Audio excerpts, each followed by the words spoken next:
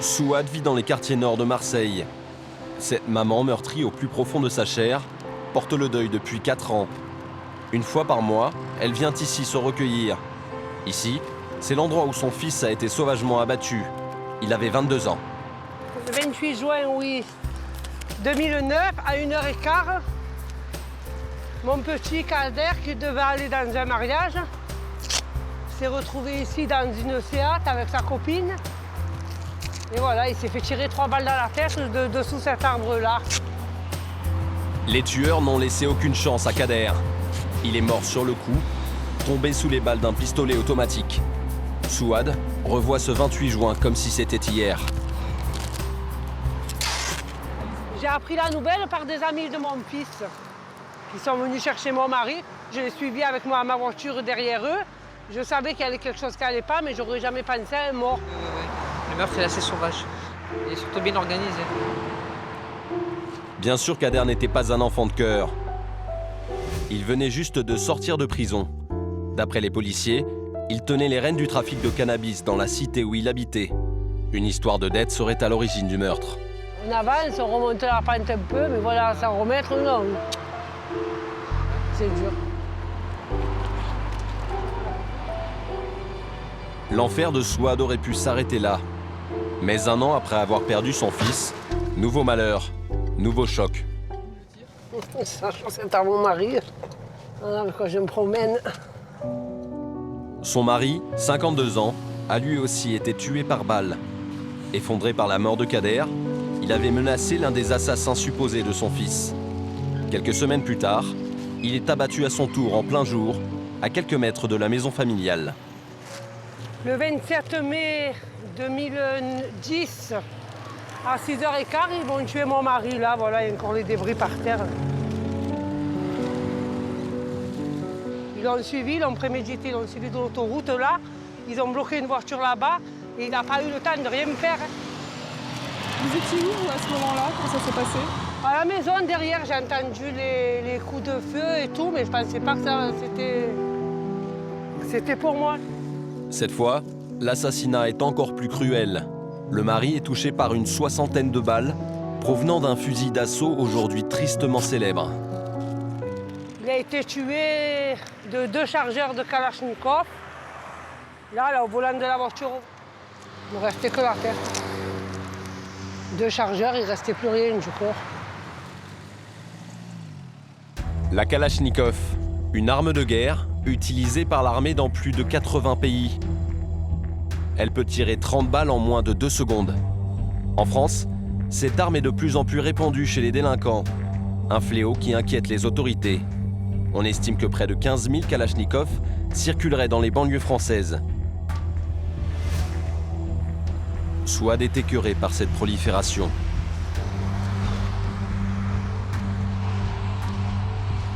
Aujourd'hui, après ce double drame, elle peine à se reconstruire et vit hantée par les derniers moments passés avec son fils.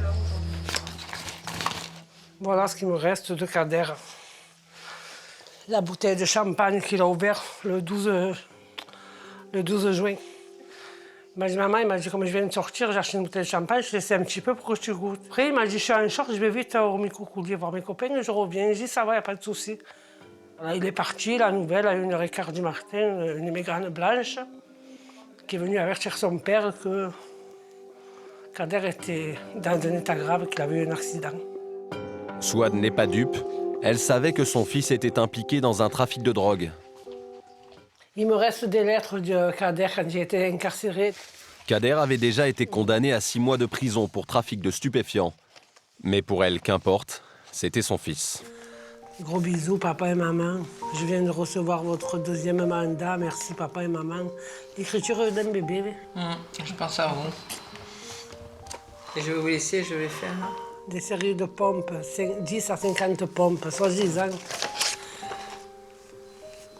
Je pense à vous tous les jours, vous êtes gravés dans ma tête et vous avez raison.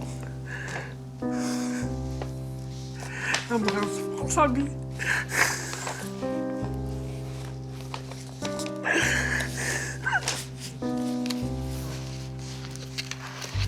Ben, à chaque fois, tu te fais du mal aussi, c'est dur. Même son ami ne peut la réconforter. Et ça, c'est au cimetière quand on l'a enterré. Son père, il n'était pas encore décédé, qu'ils n'ont pas tué son père à la calache. Voilà, un père de famille tué à Marseille. Vous l'avez vécu comment, ce deuxième drame? Ah, très dur parce que c'était pas la même mort, ce qui s'est passé pour mon mari. C'est vraiment un massacre, c'est un carnage. Il me reste ça en sang, qui trempait dans le sang, la photo de sa femme et son fils. On a l'impression aujourd'hui que les jeunes dans les cités sont tous armés. Il y a plus de personnes qui sont armées parce que l'arme circule facilement, apparemment. L'enjeu, il est terrible. L'enjeu, c'est dominer. C'est avec des armes qu'on fait peur et qu'on exerce son autorité suprême sur les autres. C'est devenu banal finalement, non? D'avoir une arme et de se venger avec. Ah oui, mais ça, de toute façon, ça maintenant, c'est sans arrêt. C'est presque tous les jours, on ouvre le journal, on en trouve un. On a un petit de 17 ans aussi qui est mort. Ça fait quelque chose, ça crève le cœur. C'est un petit que j'ai vu quand même naître et grandir. C'est terrible de vivre dans une ville où ça se passe comme ça. Aujourd'hui, que ce soit dans la cité phocéenne, la région lyonnaise ou en banlieue parisienne, les trafiquants seraient presque toujours équipés d'armes pour imposer leurs lois. Ce phénomène semble malheureusement très difficile à endiguer.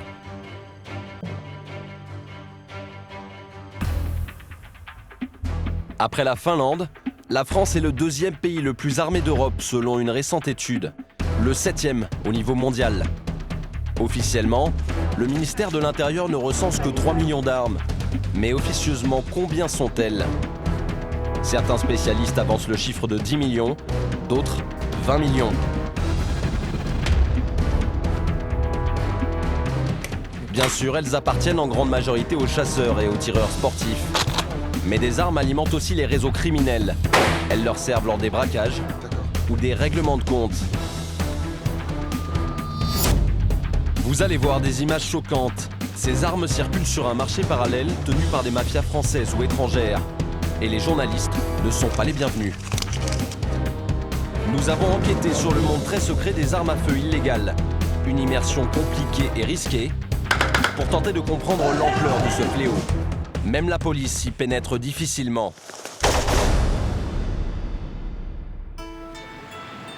Notre enquête commence dans le sud de la France, en septembre dernier. La banlieue d'Avignon est alors secouée par une série d'attaques à main armée. La police s'enquête. Il faut arrêter les braqueurs et mettre la main sur leur stock d'armes. L'affaire a pris une telle proportion qu'elle fait la une des journaux.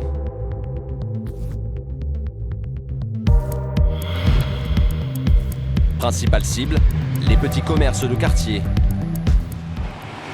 À Montfavet, bourgade d'Avignon réputée tranquille, Patrice, 70 ans, tient un bureau de tabac depuis 40 ans.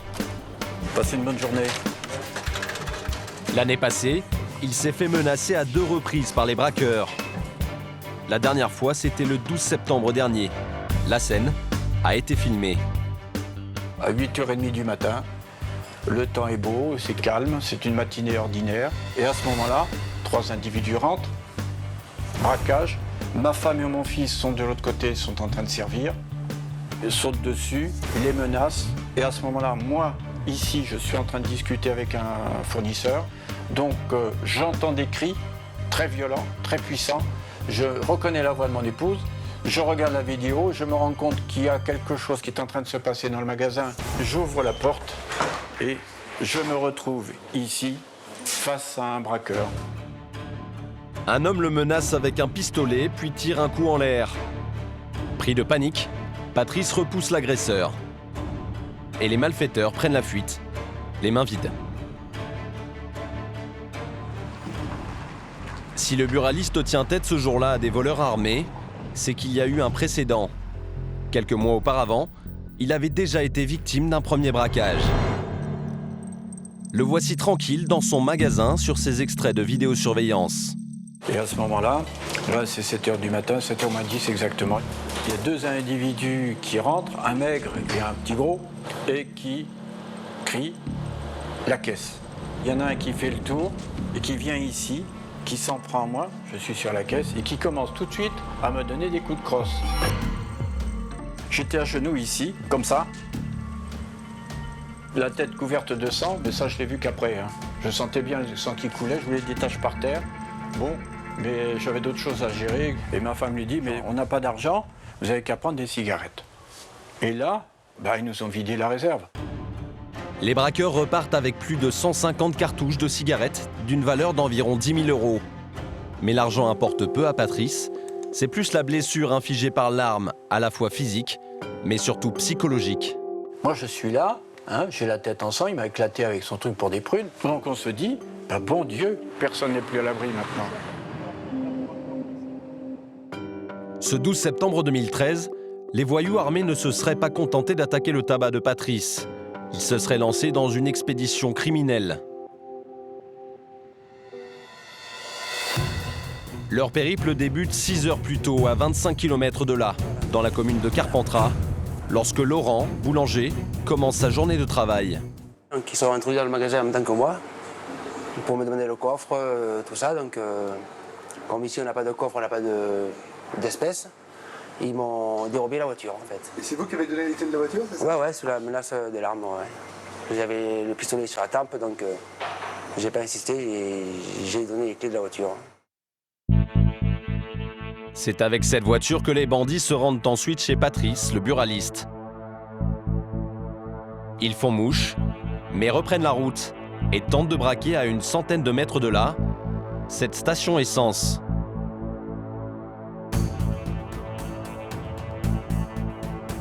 L'équipe finit sa folle équipée 10 km plus loin, à Vedène. Cette fois, ils réussissent leur coup. Ils menacent les caissiers de cette supérette et dérobent plus de 8 000 €. Pour les commerçants victimes, ces braqueurs du 12 septembre sont les mêmes voyous armés que ceux qui sévissent depuis des mois à Avignon. C'est en tout cas ce que soutient Nathalie, une buraliste, elle aussi braquée 2 fois. Regardez bien ces images. Sur ces extraits de vidéosurveillance, un détail choque. Un des braqueurs porte un masque. C'est le même que l'on voit le jour où Patrice se fait sauvagement agresser. Les faits ont pourtant lieu à plusieurs mois d'intervalle. Et là encore, le mode opératoire est le même. Les braqueurs n'hésitent pas à se servir d'une arme pour menacer leurs victimes. Ils ont donné un coup violemment à un de mes clients qui s'est retrouvé par terre. Je savais cardiaque et j'ai eu très peur qu'il se soit écroulé. Et ma comptable qui était là et qui, elle, est restée en arrêt sur image, elle n'a absolument pas bougé, elle était tétanisée. Un tenait la porte et faisait fuir tous les clients à l'extérieur. Et le deuxième me pointe l'arme et moi je lui ai saisi le bras et je lui ai gardé le bras parce que j'étais tellement tétanisée, j'avais tellement peur que le coup parte. Il m'emmène au niveau du coffre et là il me met l'arme sur la tempe. Et là on voit sa vie défiler. Pendant les heures qui suivent la course folle des braqueurs du 12 septembre, rien ne permet de les identifier. Quelques jours après les faits, l'affaire connaît un rebondissement.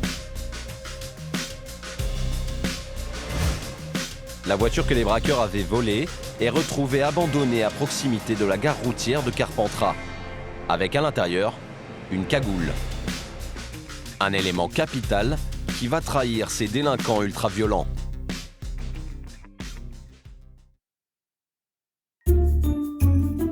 Octobre 2013, c'est ici, à Cergy-Pontoise, au laboratoire d'analyse génétique de la gendarmerie, que la cagoule est envoyée. Ce jour-là, derrière ces murs, nous retrouvons le capitaine Donadille. Elle va peut-être élucider toute l'affaire. Elle est chargée d'examiner dans les moindres détails l'indice laissé par les braqueurs. Grâce à ses outils d'analyse scientifique, elle est capable de remonter jusqu'au propriétaire de cette cagoule si jamais elle retrouve une trace d'ADN. Nous allons donc procéder dessus à 2 échantillons afin de pouvoir les passer en analyse et éventuellement essayer d'extraire un profil génétique. C'est ce qu'on appelle l'ADN? Oui, l'ADN en fait c'est toutes les cellules potentiellement qu'on peut laisser en fait lors de notre passage. Ça peut être du sang, des fluides biologiques tels que la salive, le sperme, la sueur. Donc là je prends volontairement en fait une zone au niveau du contour de l'œil, limite sur l'aile du nez, parce que par frottement on a de bonnes chances d'avoir des cellules de l'individu. Voilà, donc là j'ai mon prélèvement et je vais le mettre en tube. Voici. Voilà, ça c'est prêt pour partir en analyse. S'il est exploitable, il est envoyé au fichier national automatisé des empreintes génétiques. Il est enregistré dans cette base. Cette base le fait, comme on dit nous dans notre jargon, mouliner avec l'ensemble des profils génétiques qui ont été rentrés. Si jamais c'est concordant, là dans ce cas-là, il fait retour à l'enquêteur du résultat du rapprochement. C'est ce qu'on appelle un match. Quelques semaines plus tard, le résultat tombe enfin. Succès pour les enquêteurs. L'analyse de la cagoule a permis d'identifier un jeune Avignonnais de 25 ans. Ces 3 complices présumés ont été identifiés dans la foulée. Tous sont déjà connus des services de police. Les policiers vont tenter de mettre fin à cette série noire de braquage et peut-être récupérer leurs armes. Décembre 2013, 3 mois après les faits. Ce soir-là, nous sommes au QG de la police judiciaire d'Avignon. Autour de la table, une cinquantaine d'enquêteurs de la région mobilisés pour traquer les braqueurs du 12 septembre. Parmi eux, Pascal Gontier, le commissaire divisionnaire de la police judiciaire de Montpellier. Dernier briefing avant l'arrestation. Vous avez plus de questions, rendez-vous donc demain matin. L'opération aura lieu le lendemain et le but sera d'arrêter dans la même journée les 4 membres de la bande. On aura une cinquantaine de fonctionnaires mobilisés de la police judiciaire, plus le renfort de la sécurité publique. C'est quoi la difficulté de ce genre d'opération? On a affaire à des braqueurs, donc les fonctionnaires qui vont intervenir peuvent très bien être victimes de tirs et on ne sait jamais qui on trouve derrière la porte. Le lendemain, à 6 h du matin, nous sommes aux abords de Carpentras. Une vingtaine de policiers se préparent pour arrêter le suspect qui semble le plus dangereux. Ce serait cet homme que l'on voit sur les vidéosurveillances muni d'un pistolet. La police judiciaire a fait appel à la BRI, une unité spécialement entraînée pour ce genre d'opération délicate. Gilet pare-balles, fusil d'assaut, les hommes de la BRI sont lourdement équipés. Ils savent que le suspect, s'il se sent cerné, n'hésitera pas à tirer sur les policiers. Didier, tu me donnes le top? C'est bon. Ok. Allez. Lentement dans la nuit, le groupe s'approche de la maison en silence.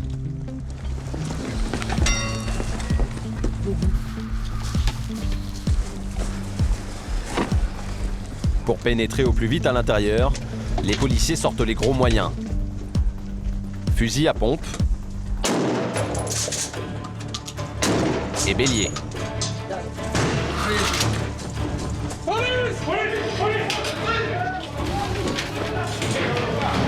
C'est où? La maison semble déserte, aucun signe du braqueur. Soudain, à l'extérieur de la maison, un homme tente de prendre la fuite.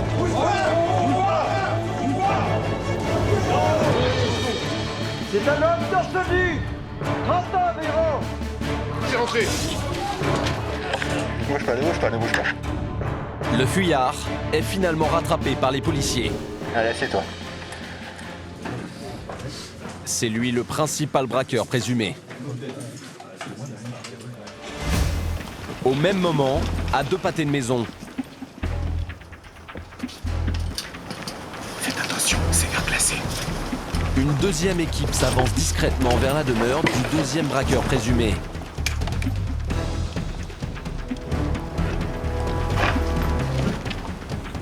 Même méthode.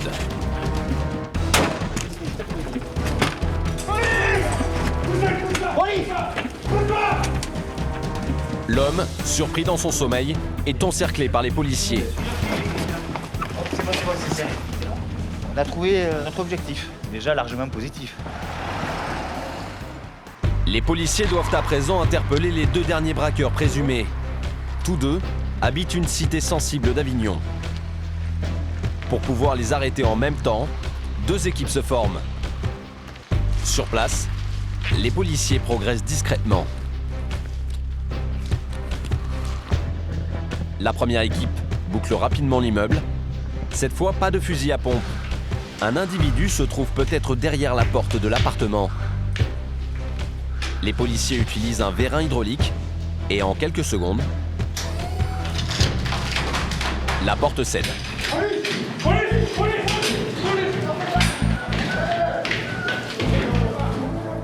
C'est la police, dans votre police, bougez pas. Mettez-les d'accord. Votre nom, c'est quoi? C'est bon, c'est objectif. De celle dans la chambre de fond à droite. Bravo. Au même moment, dans un immeuble voisin, la 2e équipe de policiers investit l'appartement du 4e suspect. Sa famille est déjà debout. À la vue de notre caméra, la réaction du jeune homme est violente. Son grand frère est lui aussi sur les nerfs. Pour ne pas envenimer la situation, les policiers embarquent aussitôt le jeune homme. Arrête de filmer, je vais te mettre la tête dans la caméra, je vais mettre la caméra. Arrête de filmer.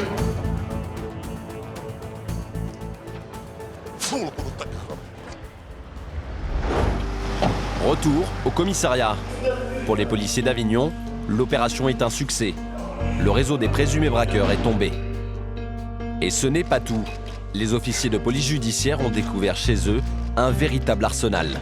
On a retrouvé cagoules, bombes lacrymogènes, des répliques de pistolets automatiques, un pistolet à gaz et un fusil à pompe, un canon scié, voilà, différentes cartouches et munitions diverses et variées. Le fusil à pompe à canon scié fait des ravages en France. À l'origine, il s'agit d'un traditionnel fusil de chasse. Mais son canon a été artisanalement scié au plus court possible. Aujourd'hui, la plupart des saisies effectuées lors des affaires de braquage concernent ce type de fusil. Lutter contre sa prolifération est devenu une priorité. Il faut se rendre à Rosny-sous-Bois, à l'Institut de recherche criminelle de la gendarmerie, pour comprendre pourquoi. Voici le commandant Rigal, chef du département balistique. Il a sous sa responsabilité un stock de 7000 armes, la plupart provenant d'affaires judiciaires. La loi est claire, utiliser une arme légale mais bricolée est passible d'une peine de prison pouvant aller jusqu'à 7 ans. Le fusil, normalement, il avait une crosse en bois qui venait jusqu'ici. Et donc là, en fait, elle a été sciée à ce niveau-là pour la rendre plus facilement... voilà.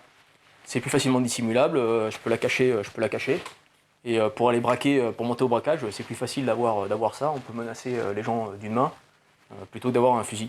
Les armes à crosse et canon scié sont considérées comme des armes de poing. Donc si j'ai une arme de chasse et que je scie la crosse et que je scie le canon, c'est interdit. Donc ça, on n'a pas le droit de l'avoir. En fait, raccourcir le canon n'est jamais anodin. L'impact des cartouches est plus grand, l'arme devient plus destructrice. Alors là, on est en train de fixer l'arme sur le chevalet de tir. La différence qu'on a par rapport au fusil de chasse à canon long, c'est que la gerbe de plomb est beaucoup plus dispersée. Donc on a un écartement de la gerbe de plomb, ce qui va augmenter après la probabilité d'atteindre l'organe vital et donc les dégâts occasionnés et la probabilité de tuer la personne. Un seul tir au fusil à canon scié et pas moins de 50 trous sur cette cible. Sur un corps humain, les dégâts sont dévastateurs.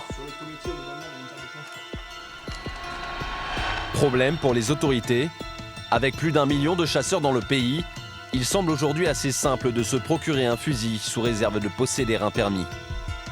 Lutter contre le trafic de fusils bricolés ressemble alors à un travail de fourmi qui nécessite une grande débauche de moyens. D'autant que la présence de ces armes, parfois même chez la petite délinquance, rend les enquêtes ou même les interventions très risquées. Certains policiers en ont fait la triste expérience. C'est le cas de David, 35 ans. Alors qu'il était en intervention, un tir au fusil à canon scié a failli coûter la vie à ce policier. C'était il y a 7 ans, lors des émeutes en banlieue parisienne. Le 26 novembre 2007, je me suis rendu donc, en mission de service avec ma compagnie à Villiers-le-Bel. On se pointe le soir vers 18h, je crois. Et rapidement, on est mis dans l'ambiance.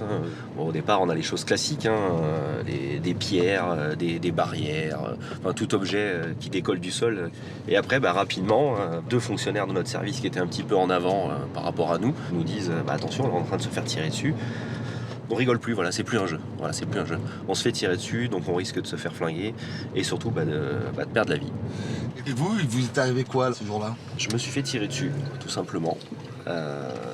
Fusil de chasse, bon ça je l'ai su après.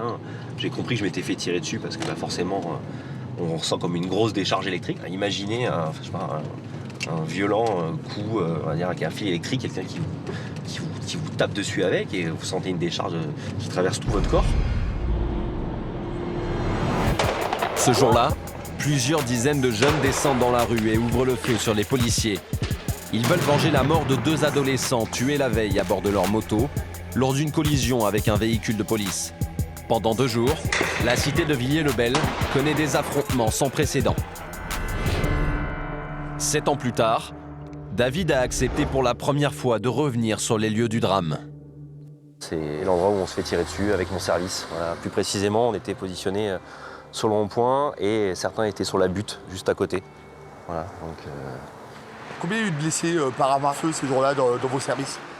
98 blessés, ouais, sur 2 jours, entre le 25 novembre et le 26 novembre 2007, blessés par arme à feu. C'est du jamais vu, ça, quand même. C'est du jamais vu.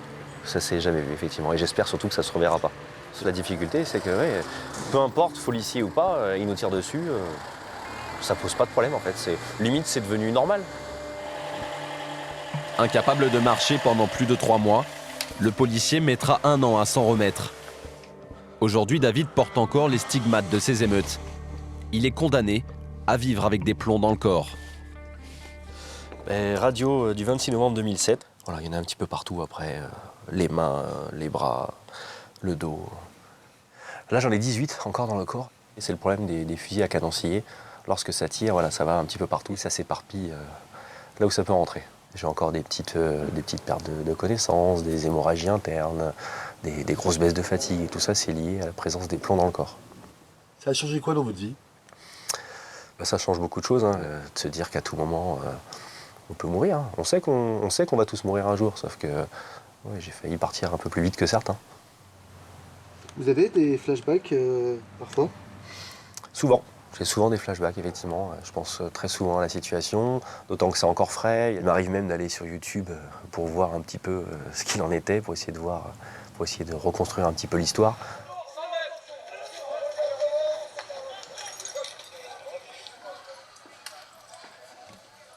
Ça vous fait quoi, David, de revoir tout ça? D'autant que là, en plus, c'est mon service qui est filmé. Ouais, c'est dur. Encore maintenant? Oui, bien sûr. C'est le genre de souvenir qu'on n'a pas forcément envie de revivre, tout simplement. C'est pas plus compliqué que ça. Les émeutes de Villiers-le-Bel ont marqué le début d'une prise de conscience. Les armes illégales pullulent dans les cités sensibles. 7 ans plus tard, ces drames font écho dans l'actualité à ce qui se passe dans les quartiers chauds de Marseille. Les querelles pour la gestion du trafic de drogue s'y règlent à coups de fusils de chasse et d'armes de guerre. En 2013, le bilan est très lourd. Les règlements de compte ont fait 17 morts et au moins 4 depuis le début de l'année.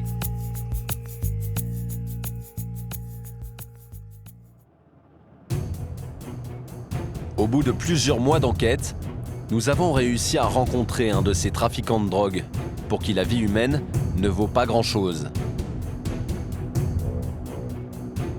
Les armes, il les appelle ses outils, comme pour mieux banaliser leur pouvoir meurtrier. L'homme est très méfiant et parfois menaçant, brutal. Nous sommes conduits avec un sac poubelle sur la tête jusque dans une cave. Là, le dealer s'explique et ce qu'il dit fait froid dans le dos. Le face-à-face est tendu. Vous pouvez me dire où on est? On est sur l'un de nos points de chute où c'est qu'on cache nos outils. Pas très facile d'arriver jusqu'à vous. Et là, le sac sur la tête, c'était vraiment nécessaire? Ouais, est-ce que tu penses que on va t'ouvrir les portes comme ça, ou est-ce que tu penses que si on t'a pas mis un sac sur la tête pour arriver jusqu'ici, ça aurait été simple. Il faut se méfier de tout le monde. Quand vous sortez, vous portez toujours une arme? Tout le temps. Et actuellement, vous avez une arme sur vous? Tout le temps. Celle-là, c'est mon meilleur ami. Celle-là, il me l'a jamais, par contre. C'est quoi comme arme? Walther P99. Ici, en France, on peut voir tout ce qu'on veut. Ça va aller du 9 mm jusqu'au bazooka. Comme tout le monde, on a des kalash, on a des fusils, on a un petit peu de tout, quoi. Et là, vous avez des kalachnikovs? On a pas une kalachnikov, on en a 3, qui sont répartis un petit peu partout sur le secteur. Parce qu'il faut, quelquefois, il faut dégainer vite. Hop. Voilà, un kalash. Voilà. Voilà. On a un fusil d'assaut.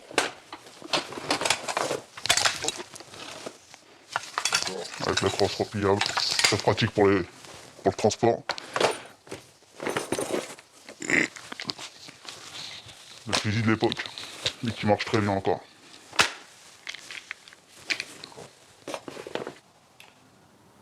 Et pourquoi une kalachnikov? Il y a plusieurs raisons. Une, c'est une arme qui est devenue très abordable. 2, on n'a pas besoin de faire des années de stand de tir pour pouvoir atteindre sa cible. Hein. Mais vous avez conscience que ces armes sont très dangereuses? Conscience, oui, on sait très bien les dégâts que ça fait, mais au jour d'aujourd'hui, c'est soit on fait dans les sentiments et on est à découvert, soit on prend conscience et on fait ce qu'il y a à faire, quoi. Pourquoi le grand banditisme a besoin de toutes ces armes? Déjà, une, pour tenir sa place. Deuxième chose, c'est pour se protéger. Et la troisième chose, c'est pour gagner du terrain. Et alors ce terrain, vous êtes prêt à aller jusqu'où pour le défendre? Jusqu'à où on est prêt à aller. Il n'y a pas de limite. Dans ce travail-là, on ne vit pas très vieux, c'est très dangereux. Donc c'est soit nous, soit les gens qui en face. Donc s'il y a un choix à faire, on n'hésite pas à faire ce qu'il y a à faire. Bah attendez, vous êtes prêt à tuer des gens? Bien sûr, s'il faut. Et vous avez déjà utilisé ces armes? On a déjà utilisé malheureusement des armes. Pour défendre des business et pour défendre l'intérêt d'un associé. Je vous en dirai pas plus là-dessus. Et vous êtes prêt à recommencer? À votre avis, on les garde pour la décoration, ça? Est-ce que vous pensez que ce sac de sport qui est plein d'armes est là pour décorer, est là pour frimer, est là pour... Est-ce que vous pensez sincèrement qu'on va prendre le risque de conserver des outils comme ça pour ne pas s'en servir au cas de besoin? Est-ce que tous les gens dans le trafic de drogue sont armés aujourd'hui? Tous. Mais systématiquement? Systématiquement. C'est une obligation. Dans ce métier-là, si on n'a pas des outils, c'est comme le plombier qui va aller réparer une fuite sans chalumeau, qui reste chez lui. Et vous avez déjà eu des problèmes avec la justice? Est-ce qu'on a déjà eu des problèmes avec la justice? À votre avis? Est-ce que vous pensez que dans ce métier-là, avoir affaire à la justice, c'est pas, on va dire, c'est pas le quotidien, mais est-ce que c'est pas une routine? À nous de faire en sorte d'être le plus discret possible et de faire ce qu'il y a à faire. Ce qu'il faut savoir, c'est qu'on est organisé d'une manière à ce que demain, si on se fait prendre un site sur une perquisition ou quoi que ce soit, on a toujours des outils pour pouvoir travailler. On a à peu près 5 sites où c'est qu'on a nos outils de répartie. 5 caches d'armes dans une seule cité. Un constat effrayant, tout comme le discours provocateur de ce trafiquant, même s'il risque jusqu'à 3 ans de prison et 45 000 € d'amende. En France, la loi qui encadre la détention d'armes est particulièrement stricte. Ces armes sont classées en 4 catégories en fonction de leur dangerosité. Celles de la catégorie D, comme les armes historiques et de collection, sont en vente libre. Les armes de la catégorie C, utilisées pour la chasse et le tir, doivent être déclarées en préfecture.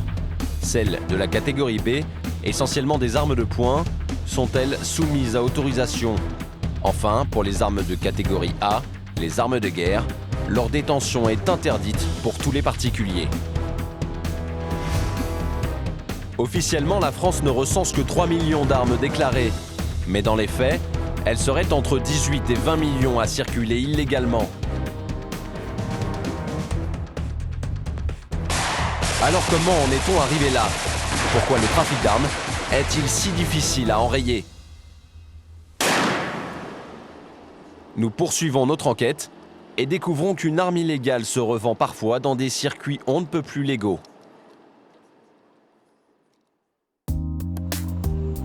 Rungis, en banlieue parisienne.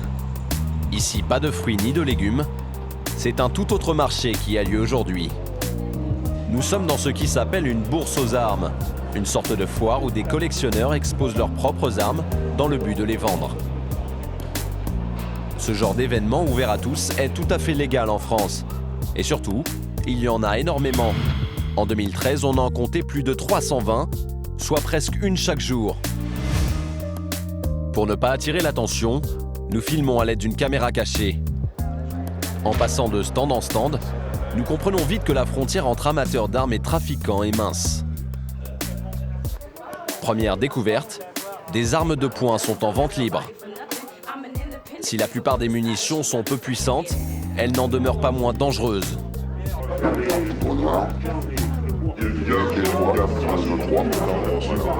Le revolver à poudre noire que l'on doit recharger est considéré comme une arme de collection, ne nécessitant ni déclaration ni licence. Et pourtant, selon son vendeur, cette arme est très dangereuse. C'est ça que pendant les guerres de sécession, ils avaient que ça, ils se sont bien tués. D'ici l'immeuble qui est là-bas, oui, je vous conseillerais pas dans les immeubles. Minimum. Il coûte combien? Ça dépend, vous en avez à plusieurs prix. J'en ai vendu un ce matin, je l'ai vendu 300 €, ça vaut 150 €, ça vaut 200, je crois. Ça dépend des variétés. Fait étonnant, pour cette somme, il est tout à fait légal de posséder une arme mortelle. En 2009, en Champagne-Ardenne, un homme avoue avoir été l'auteur d'un double meurtre avec son revolver à poudre noire. Plus récemment, en 2012, une jeune femme de 27 ans a été retrouvée morte chez elle à Paris, avec cette même arme. Particularité de cette arme de collection, elle nécessite un temps de chargement assez long. Nous prétextons chercher alors une arme plus puissante. Merci, bonne journée. Et continuons notre enquête. Dans un stand un peu plus loin, nous faisons la connaissance de deux clients. Et les révélations qu'ils vont nous faire sont choquantes. Vous êtes dans le coin, vous? Vous avez licence, non? Non. Les deux hommes n'ont aucun permis de détention d'armes. Pourtant, sans aucun complexe, ils nous disent pouvoir se procurer une arme de gros calibre. Ouais, t'inquiète pas, je dis, sûrement je connais plein de gens qui ont acheté comme ça. Dans tous les petits trucs comme ça, c'est vrai, si vous avez des millimètres ou n'importe quel calibre, et il dit écoute, je te laisse mon numéro de téléphone, quand ça se termine à 4 heures, tu me rappelles, et puis on fait une affaire. J'ai regardé tout à l'heure, il y avait un code là, je me sens juste. Déjà moins en plus. Le Colt 1911, un pistolet automatique pour lequel il faut pourtant justifier d'une autorisation de détention. Mais apparemment ici, il est aussi possible d'acheter sous le manteau des armes interdites à la vente libre. Certains clients contournent la loi en achetant des pièces détachées. Nous feignons d'être intéressés par l'achat de ce revolver auprès du vendeur lorsqu'il nous fait une proposition. Sinon, il y avait autre chose encore chez moi. Tout ce que j'ai n'est pas là, j'ai encore du stock chez moi. Donc on peut éventuellement se retrouver... Ah oui, c'est mes coordonnées là sur Nous prenons rendez-vous avec lui quelques jours plus tard. Nous verrons alors que sous ses airs de collectionneur se cache un trafiquant qui agit en toute illégalité. La veille de notre rencontre, nous lui apprenons que nous sommes en fait journalistes. Nous arrivons à le convaincre de nous recevoir chez lui, à condition de garantir son anonymat. Car ce soi-disant collectionneur est hors la loi. La plupart des armes qu'il possède, il n'a pas le droit de les avoir. Il doit les cacher, parfois dans des lieux insolites. Alors vous voyez, là je fais un petit peu mon jardin quand même, hein, parce que je cultive aussi des carottes, des poireaux. Et bien c'est ici que je cache mes outils, comme on dit. Je vous montre pas l'endroit exact, hein, bien entendu. Et là je sais qu'il risque rien. Selon ses dires, l'homme posséderait plus d'une centaine d'armes en toute illégalité. Par passion, dit-il, mais nous allons découvrir que ce n'est pas là sa seule raison. Chez lui, à l'abri des regards, il accepte de nous montrer un échantillon de son arsenal. Et ce que nous voyons est alarmant. Donc là, on a un petit M16. Là, on a un fusil à pompe, mon revolver. Là, on a un autre fusil à pompe qui est devenu interdit maintenant. Donc ça, c'est un Colt 45 de chez Remington, celui-ci. Donc celui-ci, je l'ai sur moi en permanence. Voilà, 5 coups. Je peux tirer une balle si vous voulez.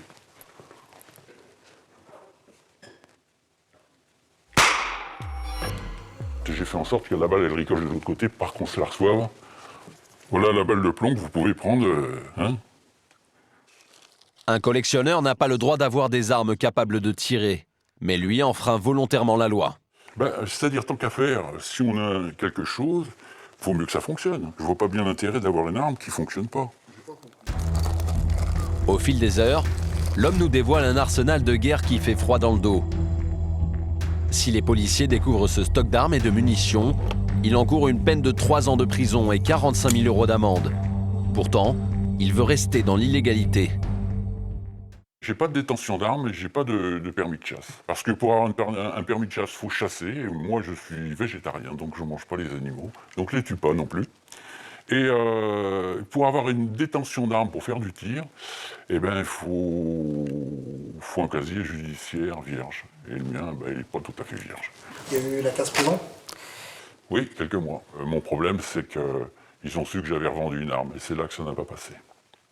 Vous revendez aussi des armes? Oui, ça m'arrive, mais pour la collection. C'est-à-dire que quand j'en trouve un pas très cher ou je peux le restaurer, je le revends, je gagne 4 sous dessus, ça me permet d'en racheter une autre. L'homme dit être en contact avec plus de 500 individus en France, avec qui il échange librement des armes illégales.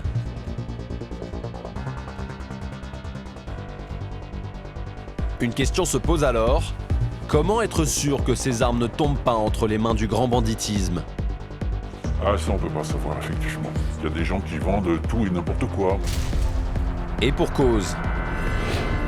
En mars dernier, les services de la douane et de la gendarmerie démantèlent un vaste trafic d'armes.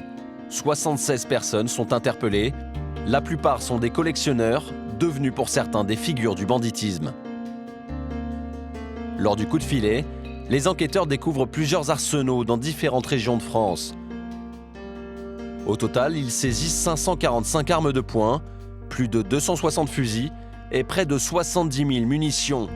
Le trafic se faisait via des sites internet. Surfer sur le web est aussi pour notre collectionneur et revendeur d'armes illégales un moyen d'échange. Et ce que va nous dire cet homme est à peine croyable.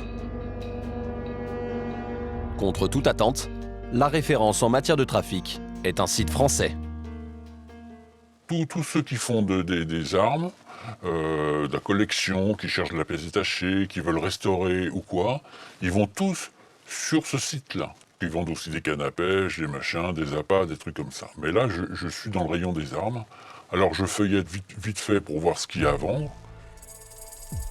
Ce site met à disposition chaque jour des centaines d'annonces de particuliers. La plupart concernent des armes destinées aux chasseurs qui ont un permis ou aux tireurs justifiant d'une licence. Là, j'ai un 22 long rifle à vendre. Il est à €. C'est interdit, hein. Faut une détention d'armes. Mais de particulier à particulier, il est difficile pour les autorités de vérifier si la transaction se fait dans les règles. L'acheteur n'a peut-être pas le droit d'avoir ses armes et les vendeurs n'ont aucun scrupule. Là, en l'occurrence, rien n'est noté. Donc celui-là, je suis sûr que c'est sans déclaration. Toutes les annonces doivent comporter cette mention obligatoire, précisant quels justificatifs sont nécessaires pour acquérir l'arme. Mais sur celle-ci, rien du tout. Le vendeur est prêt à céder à n'importe qui ce fusil. Et sur ce même site, d'autres vont encore plus loin. Voilà ce qu'il vend, lui. Il vend un MAB 7,65 avec 50 cartouches, état neuf. Un MAB est un pistolet automatique, strictement interdit à la vente, à moins d'être neutralisé, autrement dit d'être hors d'état de tirer. Mais sur ce site, certains trompent la loi sans vergogne. Quand c'est marqué arme diminutif de et en fait ça veut dire que l'arme fonctionne très bien. C'est un code spécial? C'est un code entre revendeurs, entre collectionneurs. On sait très bien quand c'est marqué. C'est bidon. Ces trafiquants savent qu'ils sont surveillés par les forces de police. Mais aujourd'hui, Internet leur fournit malheureusement les moyens d'avancer masqués. Souvent, je passe par un proxy. C'est un petit logiciel qu'on télécharge gratuitement qui nous permet de changer notre adresse IP. Les armes sont ensuite livrées à domicile par colis, mais nous avons choisi de ne pas vous révéler les moyens que ces trafiquants utilisent pour déjouer les contrôles des douanes. On estime que des centaines de transactions d'armes se feraient tous les jours sur ces sites internet. Un constat alarmant, mais un marché très lucratif pour les trafiquants et en pleine expansion. Je connais des vendeurs, moi, qui gagnent entre 3 et 5 000 euros par mois en vendant des armes. A priori, ce trafic d'armes via Internet s'exercerait en toute impunité. Est-ce réellement le cas? Que font les autorités? Pour le savoir, nous nous tournons vers le commandant Rigal, le gendarme spécialiste des armes. Nous lui avons demandé pourquoi ces sites n'étaient-ils pas tout simplement fermés. Le problème, c'est que les autorités ne peuvent agir que lorsque le site est lui-même l'auteur de la vente d'une arme illégale. Mais elles n'ont aucun pouvoir lorsqu'il s'agit de sites de petites annonces mettant en relation des particuliers entre eux. Inquiétant lorsqu'on sait que certaines armes sont en état de marche. Et ce n'est pas tout. Ces sites français ne sont pas les seuls à poser problème. Vous avez à côté des sites comme celui-ci qui sont situés à l'étranger, donc qui échappent au contrôle français et sur lesquels des Français peuvent se connecter. Donc légalement, il est très difficile d'agir. Avant, ce type de pistolet mitrailleur, donc là c'est un PM63, donc ça doit être polonais. Donc avant qu'une arme polonaise de ce type-là arrive en France, il y a 20 ans c'était impossible. Maintenant, à peine vendu en Pologne, 24 heures après c'est vendu sur un site internet et accessible en France. D'après lui, la solution pour stopper le flux d'armes serait de s'attaquer à la source dans les pays d'où proviennent ces armes. On a VZ58 Tchécoslovaquie, PM63 c'est WZ, c'est polonais, Tokarev TT33 c'est russe. L'origine du trafic est connue depuis longtemps. La moitié des armes circulant en France provient des pays de l'Est. C'est beaucoup l'Europe de l'Est pour la bonne et simple raison, c'est que au niveau de l'Europe de l'Ouest, on a ratifié la Convention de Washington, c'est-à-dire que les armes militaires sont détruites, on ne les revend plus sur le marché. Donc tout ça, ça provient directement des Balkans, par des circuits illégaux. Alors pourquoi est-il si difficile d'endiguer le trafic en provenance des Balkans? Au départ de la chaîne, des ressortissants implantés ici dans le pays, ce sont eux qui font le lien entre les clients français et les réseaux de trafiquants dans les Balkans. Pour percer à jour ces trafics, nous avons décidé de nous faire passer pour des criminels voulant acheter une Kalachnikov. Nous avons d'abord pris contact avec un réseau de revente de la région parisienne, puis nous avons remonté la filière, du vendeur en République serbe de Bosnie jusqu'à Paris. Notre enquête a commencé il y a 6 mois.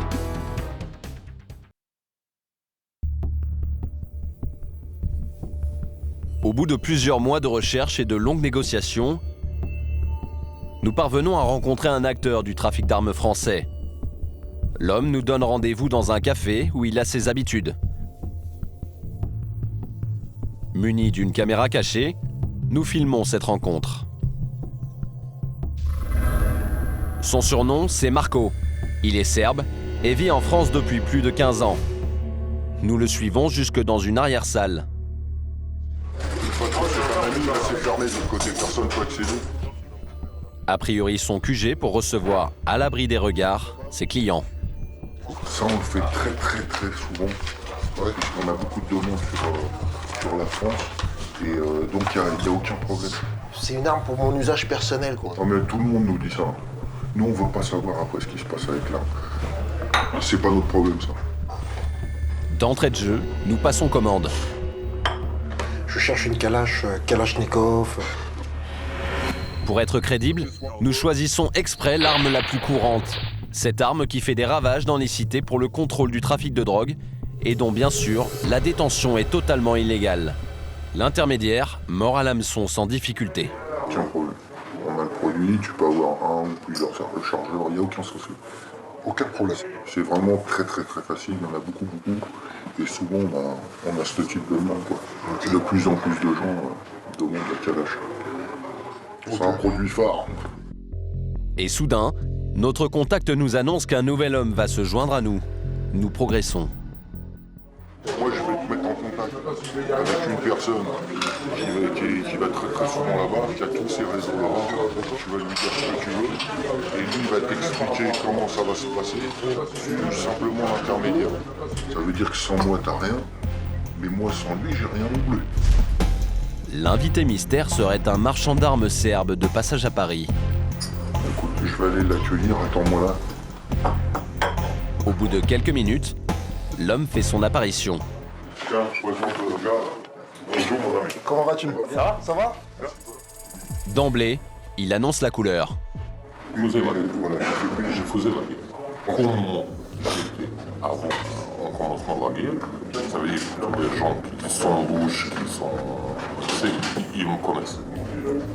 Bon, je t'explique, mon ami, il souhaiterait une Kalachnikov. Ça, c'était son choix. Donc, est-ce que tu penses que c'est possible ou pas? Oui, c'est possible. Le rendez-vous, on appelle les gars et pour ça, tu prépares les choisis que tu veux.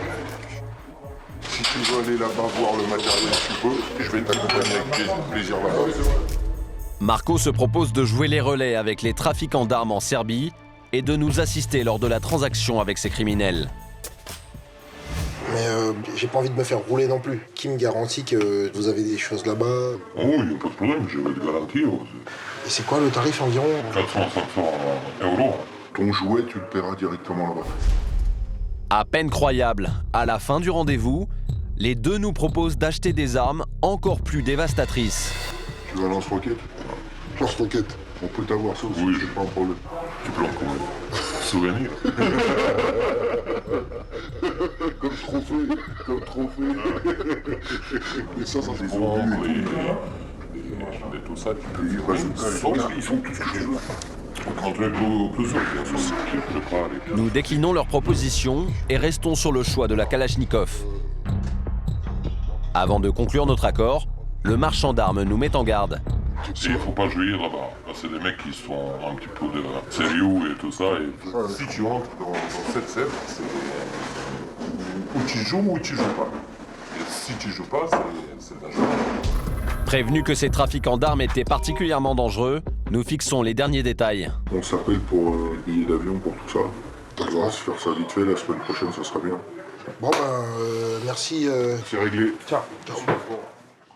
Les détails réglés, nous prenons un peu plus conscience du danger que nous encourons. C'est donc avec beaucoup de précaution que nous choisissons de dévoiler à Marco notre véritable identité. Celui-ci accepte, après de nombreuses hésitations, de continuer à jouer son rôle d'intermédiaire avec les trafiquants d'armes.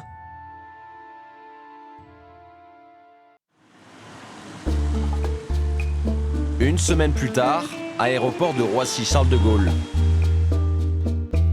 Comme prévu, Marco nous attend. Direction la Serbie, sur la route des armes.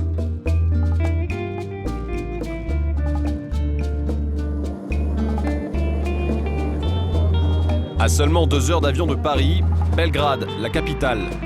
Avec plus d'1,5 million d'habitants, c'est la plus grande ville de l'ex-Yougoslavie. C'est d'ici que partent les armes à destination de l'Union européenne et de la France. À la fin des années 90, les guerres d'indépendance en ex-Yougoslavie prennent fin.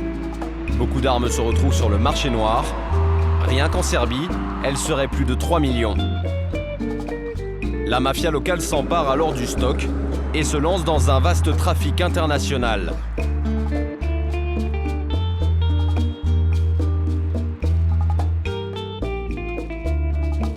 « 20 ans plus tard, le commerce des armes ne s'essouffle pas. Pour Marco, bien au contraire, la demande n'a jamais été aussi forte. On a beaucoup de personnes des pays européens. Beaucoup de Français nous demandent. La région parisienne, la région lyonnaise, le sud de la France aussi beaucoup. Et en fonction des demandes, on fait un ou plusieurs voyages par mois. À chaque voyage, Marco touche une commission qu'il négocie directement avec les trafiquants d'armes locaux.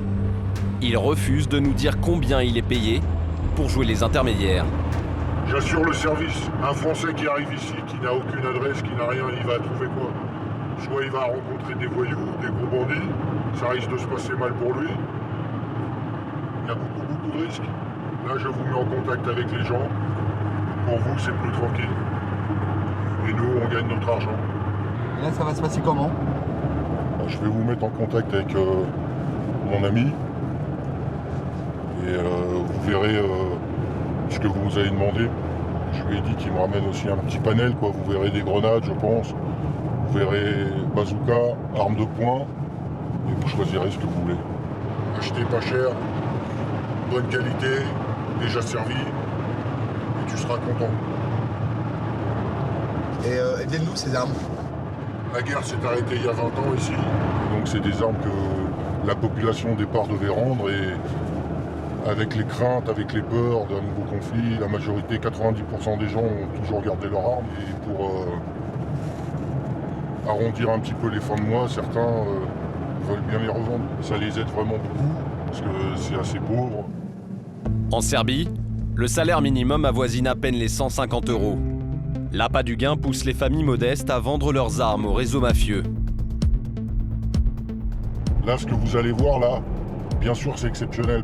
Là, vous allez rencontrer vraiment des gens qui ont un réseau, qui alimentent beaucoup de pays en Europe, dont la France. Et vous verrez avec le choix des armes que vous aurez que c'est pas un simple particulier, quoi. Vous essayez l'arme, ça vous convient, vous payez, vous partez. Et c'est aussi simple que ça? C'est aussi simple que ça, absolument. On va reprendre un autre chemin tranquillement par la montagne pour arriver au rendez-vous.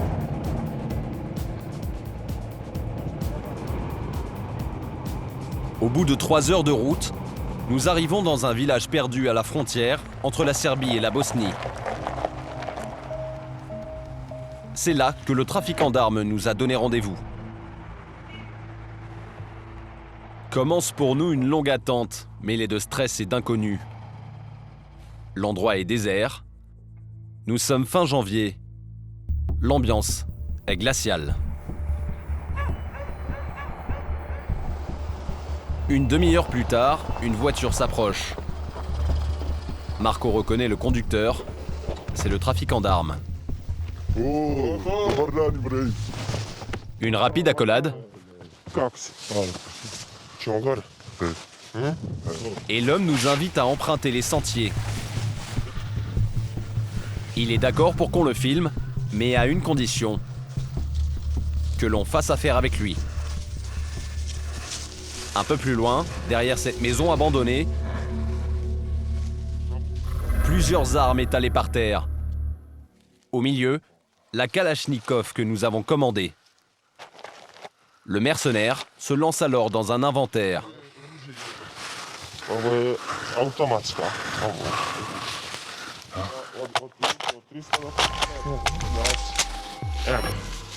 pumpaca, ovo je Kalašnikov, ovo je M4. Stavi na pušku. Ovo je Zolja. Ovo. Protiv tenka. I tako neđe 500 može se naći. Obična automatska puška, ovo ti je pumpac. Ovo ti je M48, ona ti je neki 350 eura. Puška, ovo ti je pumpac. Ovo je za neku bližu borovku. Više neka kućna upotreba. Ona ti košta oko 800 eura. Ne znam sad koliko bi išao bi met, sve zavisi kako se uzima i tako. Ne znam. Pour près de 2000 €, il nous propose une Kalachnikov, une grenade, un fusil à pompe, un sniper et un lanceur de roquettes. Des armes de guerre prêtes à l'emploi. Elles ont servi ici pendant les 10 longues années de conflit.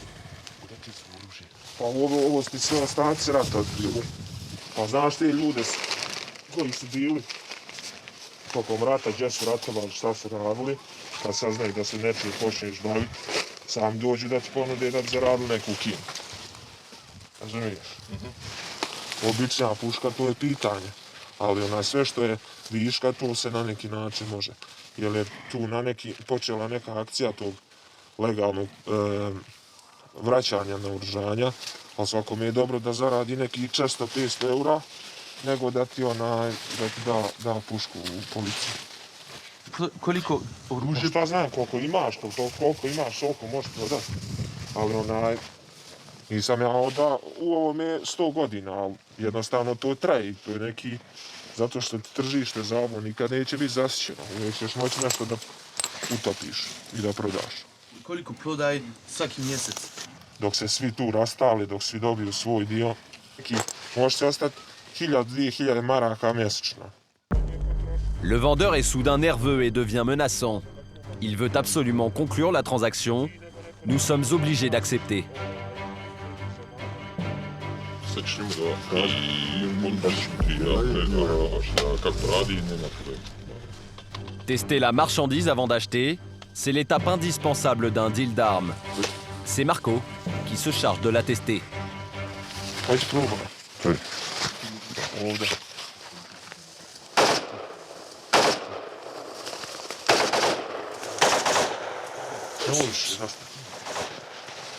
Au milieu des champs, le tir résonne à des kilomètres à la ronde.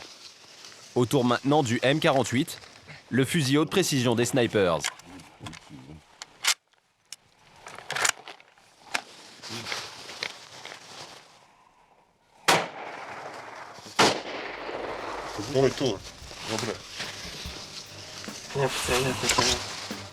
Le trafiquant d'armes met un terme à la séance de tir.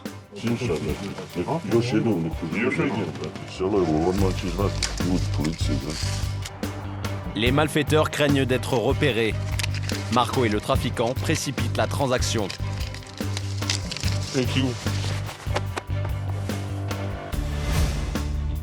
Prix de la Kalachnikov, 500 €. Le trafiquant offre les 2 chargeurs de 30 balles. D'après nos sources, le prix de cette arme se négocie autour des 2000 € en France.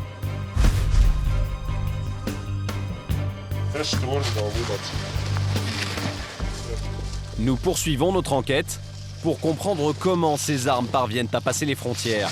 Najviše ide autobusom. Ako ima sad dnevno iz Sarajeva, ako ode na primjer za Beč ili za Pariz, 5-10 autobusa, pa pogotovo te ne, ako stranac rijetko hoćete pretresati, na primjer. Ti sa svojim pasošem francuskim možeš uđe god hoćeš, to možeš pušku sad odnijeti. Da li ima kontrolu? A kakav su, ko kontroliše u autobusu, kažete autobus, najmanje je kontrolišu, znači ti sad mogu ladno da probaš da ovo prenesiš, možda je prenio. Zašto u vas imaju više povjerenja, misli da ne pucate, da se ne ubija. Vous êtes quand même assez tendu, je vous sens un peu imposant. Bah, on est rapide parce que on a fait les essais tout à l'heure. Il y a du monde à côté. Il faut pas s'éterniser. Il se peut qu'une personne ait prévenu la police. À tout moment, la police peut débarquer. Allez, on repart. Le trafiquant d'armes nous demande de quitter les lieux. Marco l'intermédiaire connaît les risques. Le plus gros risque dans ce trafic, c'est évidemment de se faire attraper par la police ou la douane. Il faut savoir qu'ici, les armes sont interdites. Et toute personne qui est en possession d'une arme de guerre, normalement, doit la restituer. Et qu'est-ce qui se passe quand on se fait attraper? Bah, si vous vous faites attraper directement, vous allez en prison et évidemment, ils vont vous demander vos contacts, ils vont vous demander vos sources. Et eux, leur intérêt, c'est de démanteler les réseaux. Ici, contrairement à la France, il est plus grave de circuler avec une arme que de faire du trafic de drogue. Pour simple possession illégale d'armes à feu, la peine encourue est de 5 ans de prison. Là, vous voyez, on vient de croiser une voiture des douanes. Là. Donc, on va refaire encore demi-tour et là, ils seront devant nous, donc il y aura beaucoup moins de risques. Il y a quelques jours, ils viennent de démanteler un très très gros réseau. Les armes partaient en Suède. Ça a fait les gros titres de la presse et là, les douanes et la police sont sur les dents.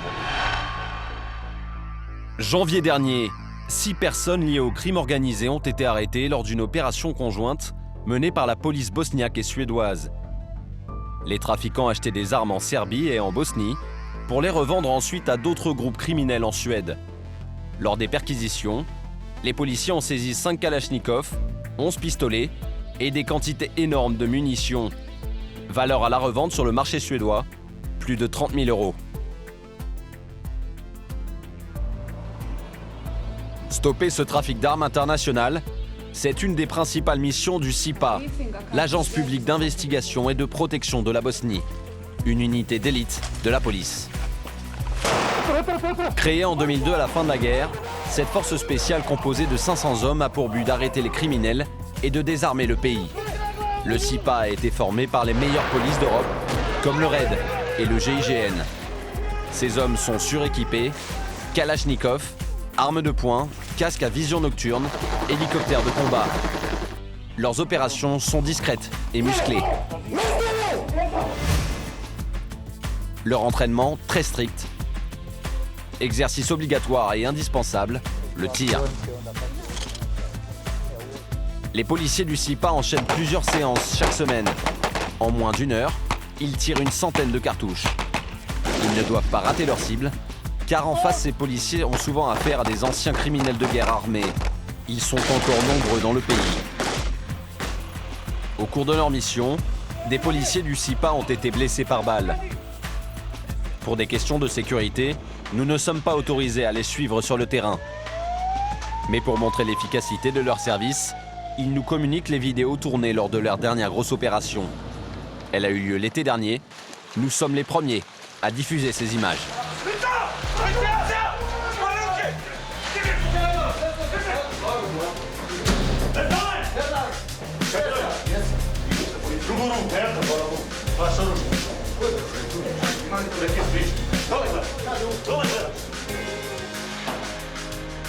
Les hommes que l'on voit sur ces images sont tous liés au crime organisé.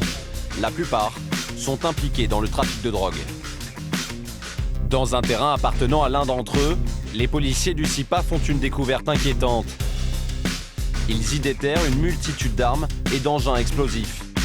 L'inventaire est frais. En tout, 588 munitions de lance-roquettes et 589 propulseurs de missiles.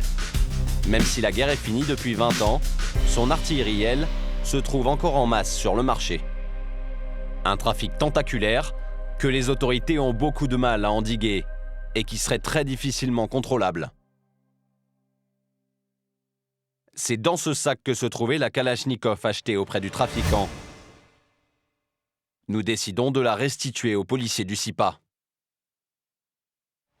Mais qu'en serait-il si cette arme de guerre était restée au fond de notre sac pour l'acheminer jusqu'en France? Nous rejoignons la ville la plus proche, Belgrade en Serbie. Nous prenons le bus, direction Paris. Notre choix se porte sur une ligne internationale très connue.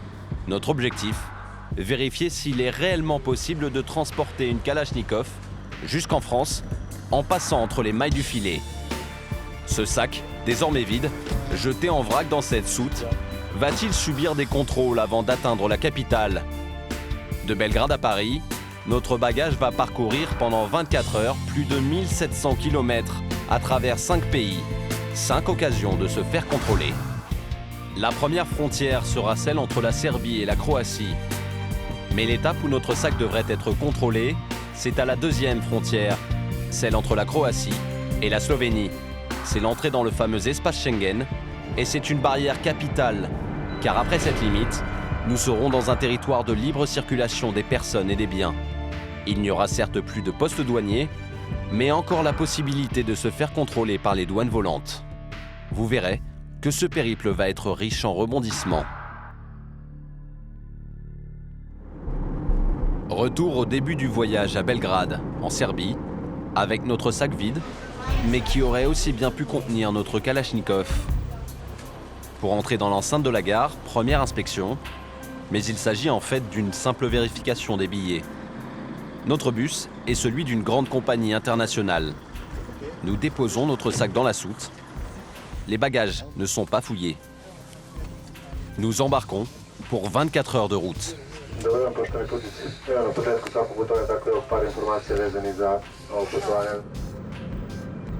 Au bout de 4 heures de route, première étape, la Croatie.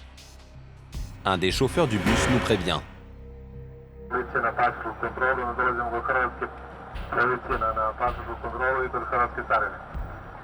Što se tiče naših, kod Hrvatske policije u zadnje vreme postoji neka posebna jedinica tu, kako se ne priključili u Evropi i postoji mogućnost da će nam izbacivati stvari. La Croatie est entrée dans l'Union européenne le 1er juillet 2013. Depuis, les contrôles seraient plus renforcés. D'autant que ce pays ne fait pas partie de l'espace Schengen. À tout moment, chaque personne et chaque bien peuvent être fouillés. Mais dans quelques instants, nous allons assister à une pratique très surprenante des conducteurs de bus. Une tentative de corruption.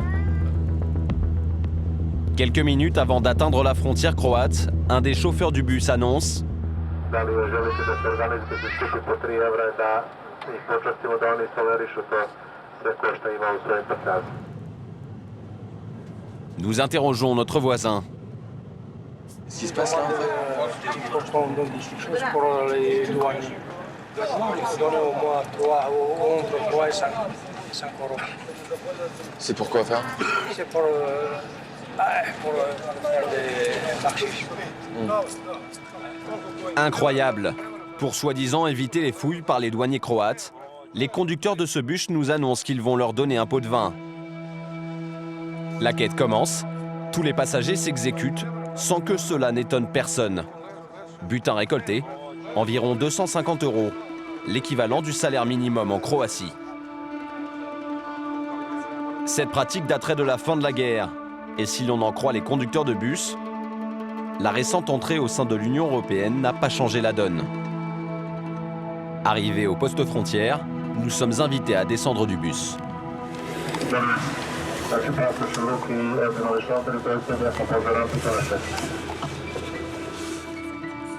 Au programme, contrôle des passeports. Une formalité qui dure à peine quelques secondes. Aucun bagage n'est fouillé. Est-ce la conséquence de ce bakchich que les conducteurs de bus disent avoir donné aux douaniers? En tout cas, de nombreuses sources sur place nous ont déclaré qu'il était possible de corrompre certains douaniers pour éviter la fouille des bagages. La Kalachnikov serait passée incognito. Nous reprenons la route, direction maintenant la Slovénie. 2 heures plus tard, nous approchons la ville de Ljubljana, la capitale. Nous y voilà, aux portes du fameux espace Schengen. C'est le dernier arrêt obligatoire à un poste douanier. Au moindre doute, les agents de la douane peuvent fouiller la totalité du bus.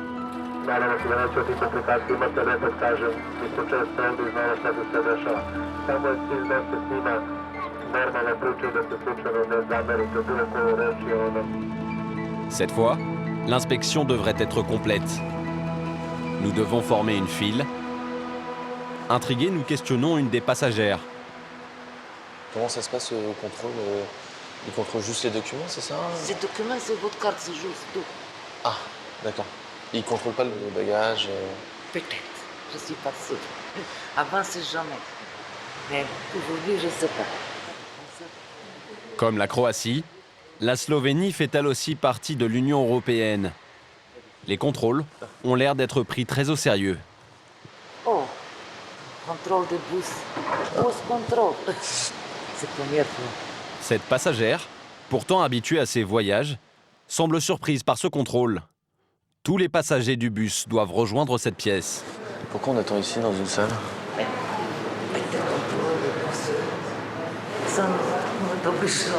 Non. C'est vrai? La femme ose même une petite boutade. Peut-être une bombe là-bas. Mais il y a des choses ici avec lesquelles on ne plaisante pas. On dit que c'est la route des armes en plus. La femme fait signe de nous taire. Ici, parler des armes, c'est tabou. C'est alors qu'elle nous chuchote à l'oreille. Pas comme ça, parce qu'il y en a ici beaucoup plus corrects, français. Il y en a, ça veut dire parler pour votre bagage. Parce qu'il y en a qui le font? Oui. Apparemment, même cette quinquagénaire sait que sur cette route, beaucoup d'armes circulent à destination de la France.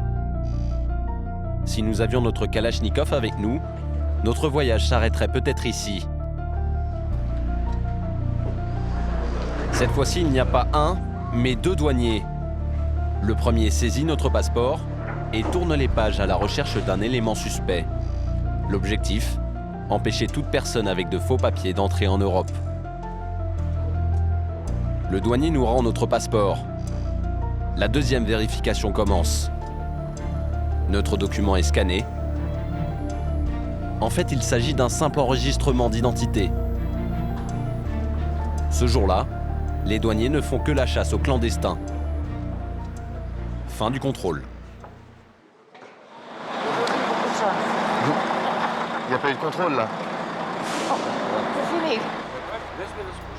Nous reprenons donc la route sans que le contenu de nos bagages ait été vérifié.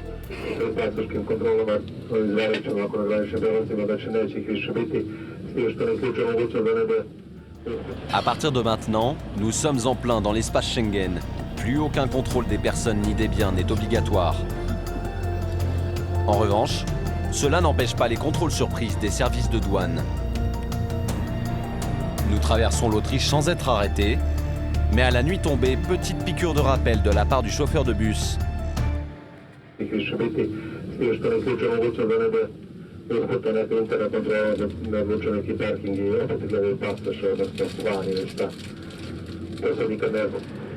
Le chauffeur a vu juste. Arrivé à Munich, contrôle surprise. Cette fois, les douaniers allemands montent à bord du bus. Prends ma place. Prends ma place. Qu'est-ce qui se passe là? C'est très souvent qu'il y a de contrôles comme ça. Les douaniers allemands vérifient un par un tous les passeports. Mais le contrôle ne s'arrêterait pas là. S'ils ont un doute, ils ont droit à même sortir tout le bagage. Pour la première fois depuis le début de notre voyage, nous aurons peut-être le droit à une fouille des bagages en bonne et due forme. Tout le monde à bord du bus sait qu'ici, les Allemands sont plus stricts en matière de lutte contre le trafic d'armes. Et ces contrôles-là, vous croyez pas que c'est parce que cette route, c'est la route des armes? Bien sûr. Bien sûr. Est-ce qu'on était contrôlé sur les deux frontières de Schengen? Est-ce qu'on était contrôlé entre Croatie et Serbie, et en Slovénie? Non. Non. On n'était pas contrôlé. Et c'est pour cela que les Allemands ils sont assez rigoureux. D'accord.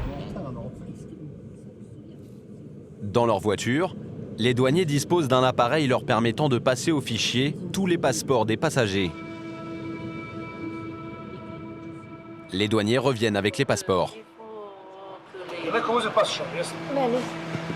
Radić. Samo da vidimo koji. No, ovdje. Žuta etiketa. Evo ga.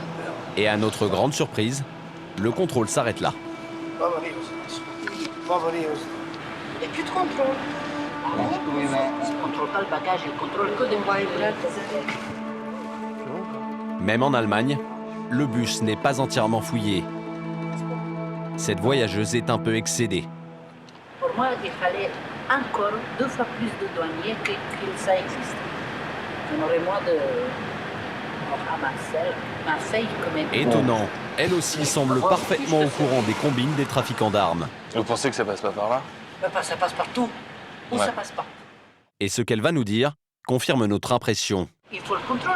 On aurait pu porter jusque-là n'importe quoi. Un chat, une pièce détachée. Des propos effrayants. Pas plus de contrôle en France, notre destination finale. Nous arrivons à Strasbourg, puis à Paris. Ce sera notre terminus. Nous récupérons notre bagage. Pendant plus de 24 heures, et après avoir traversé 5 frontières, à aucun moment il n'a été fouillé. Ce sac, qui aurait pu contenir une Kalachnikov, est cette fois-ci passé entre les mailles du filet et se fond dans la masse parisienne.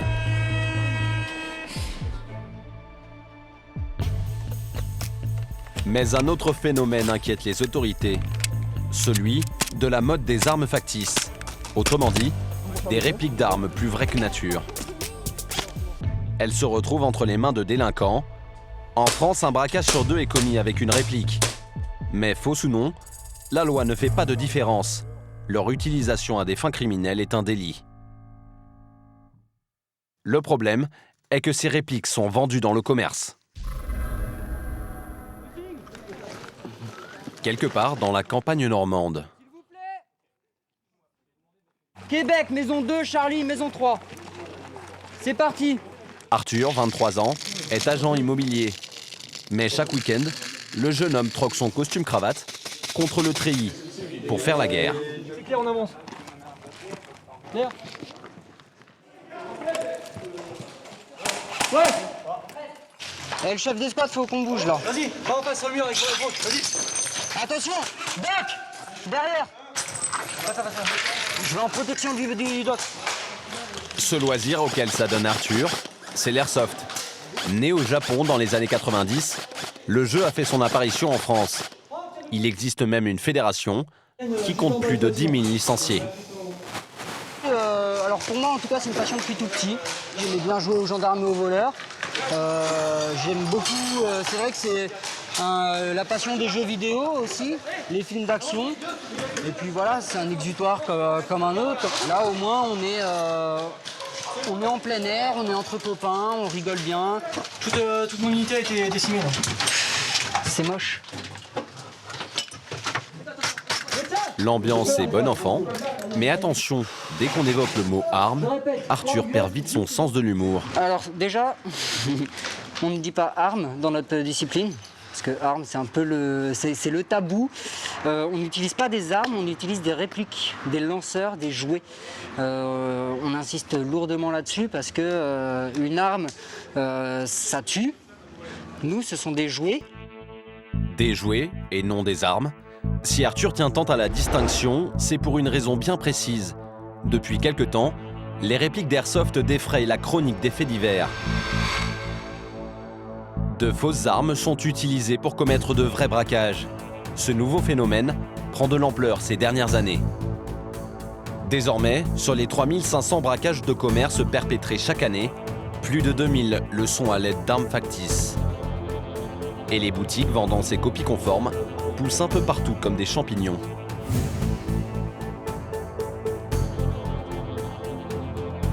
Guillaume a ouvert il y a quelques années son propre magasin à Paris.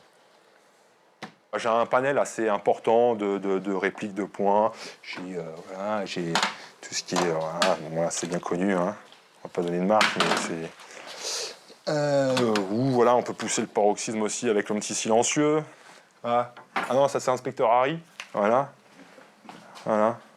Sinon aussi j'ai de la petite réplique James Bond. Alors après, tout ce qu'on a vu, les M4, les M16, voilà. Son commerce ressemble à une armurerie, pourtant ici tout est faux. C'est justement le but, coller au plus près de la réalité.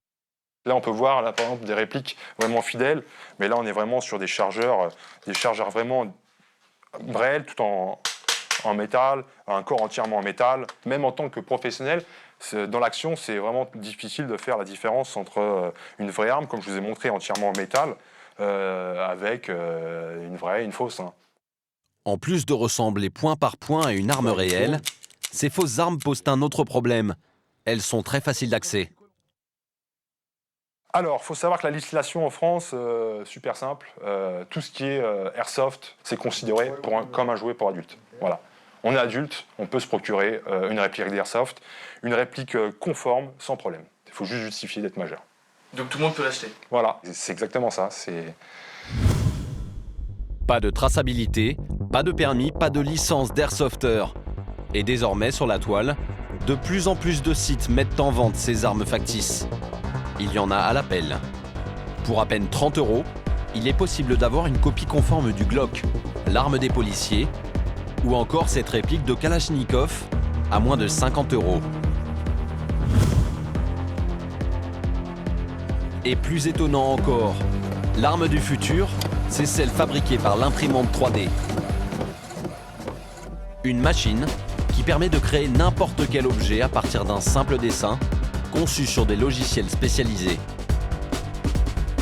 D'une simple tasse de café à une pièce de vélo, cette imprimante 3D est capable de tout reproduire, même des armes.